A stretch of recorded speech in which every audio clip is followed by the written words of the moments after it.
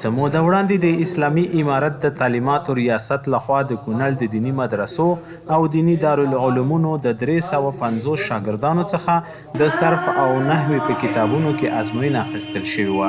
د همدغې ازموینې د بریالیو زده کوونکو په ویاړ غونډه جوړه شوې وه.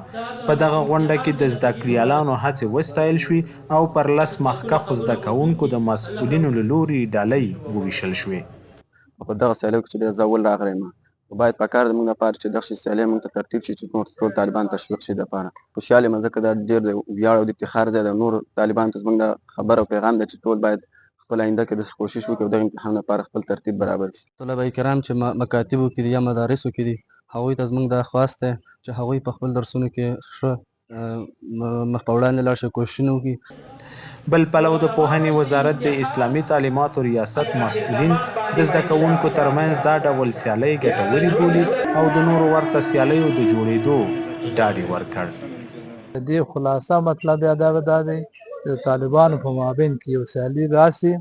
دا سیالي دوی باعث کړي تر څو چې مطالعه، تکرار، خپل سبقان ته سم پاملرنه وکړي. لله الحمد په شفاف ډول سره سل په سل کې انشاءالله شفاف دی. هغه مستحق کسانو ته مستحق جوایز ورته ورکړل. د یادولو وړ ده تر دې وړاندې هم کونړ کې د ښوونیزو ادارو لخوا د زده کوونکو د پوهې کچې لوړولو په موخه دا ډول سیالۍ جوړې شوې وي.